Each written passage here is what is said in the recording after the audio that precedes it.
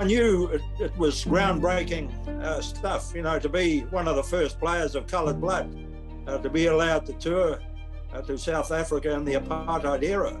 I was a law student at the time, so I used to think I could use my noggin a wee bit. In terms of the honorary white label, well, what a load of nonsense was that? I wasn't an honorary white. I knew what I was. The Maori boys knew who they were. But in the overall run, I think it made a significant chink in the armour of apartheid, to the extent that eventually apartheid was no more. Play against the Springboks in New Zealand under those circumstances where the country was in a bit of a mess. It was pretty unique and pretty special. We went there totally unprepared. We had no idea what was going to happen. We thought that New Zealand people, they are friends, they're farming community like South Africa. We've been big rivals forever, but we always were great friends off the field, But I thought we missed a great opportunity to tell the people, there is problems in South Africa, there are problems, and the whole thing around the political thing. But at that stage, there's already things slowly moving. Rugby was already starting to be multiracial. We had multiracial trials before the All Blacks in '76. So I think sport already was already moving in the right direction, but nobody said it. We should have at least say that. They say, yeah, chaps, we're sorry, but there are changes happening slowly in South Africa, and especially on the sporting front.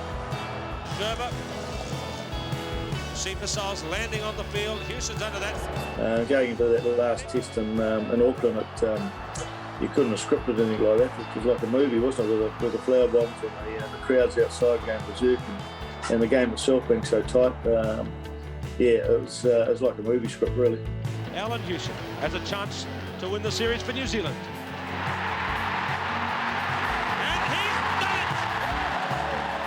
Over the years, I've had so many people ring up, especially school kids who are doing projects on the Springbok tour and that particular rugby game at Eden Park. But, it's part of history, isn't it? It's a unique part of history, New Zealand history especially, and we're certainly well aware of the circumstances surrounding it and how it's being portrayed now.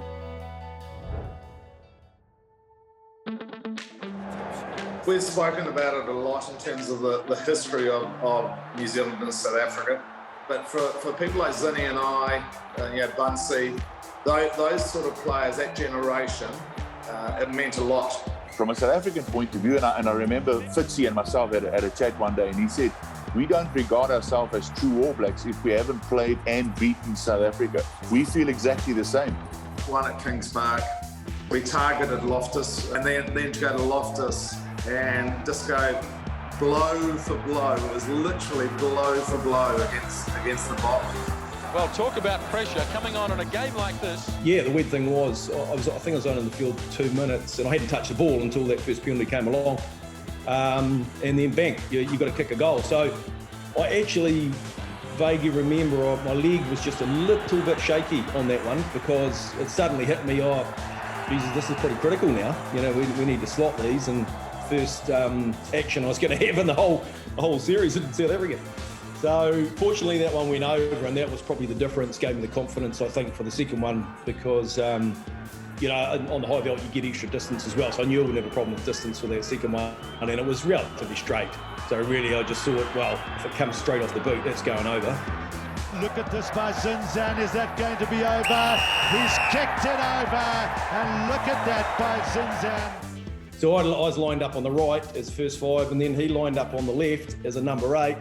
And we were both calling for the ball, but to be fair to Zinni, he was probably a little bit louder and a little bit more confident about it as well. So he ended up getting the pill, and as he does, he slotted that drop goal, which proved to be quite important as well, bloody important. And I suppose that thumping the ground at the end was just, relief, elation.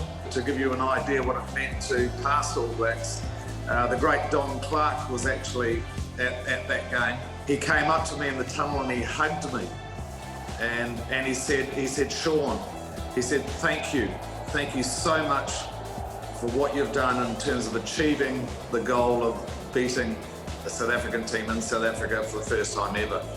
I can now die a happy man, which you know, sort of summed up for us what it meant to be involved in that team. Oh, goodness me. There's an idiot on the field and he's attacked the referee. Can you believe this? And all I saw was a green jersey, and my first thought was one of the South African guys has had enough of the ref, you know, one of the players. And then I sort of stood up and realised what was happening. I was like, geez, I'm going to have to do something here.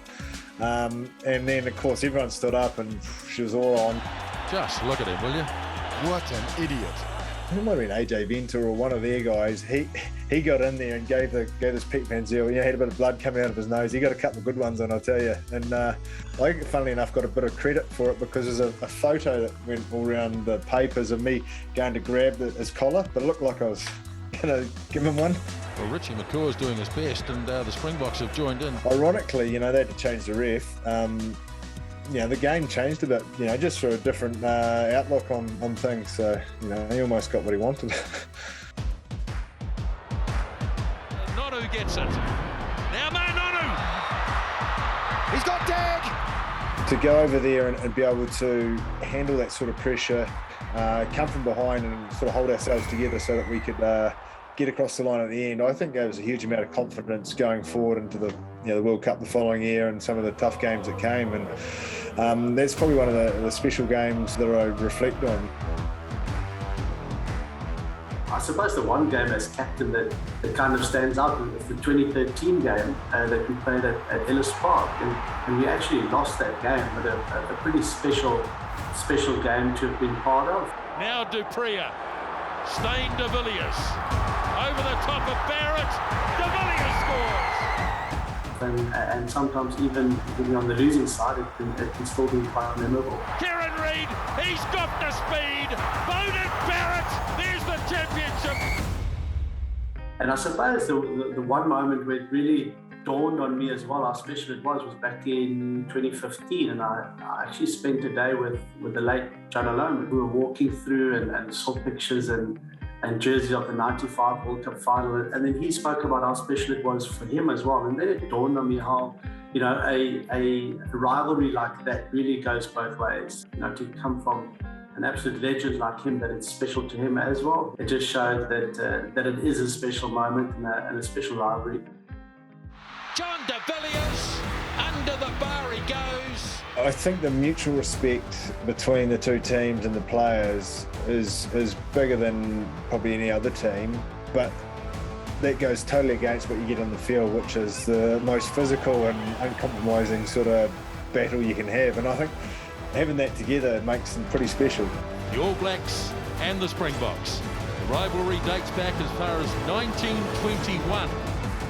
A century later, it's still as strong and secure as ever.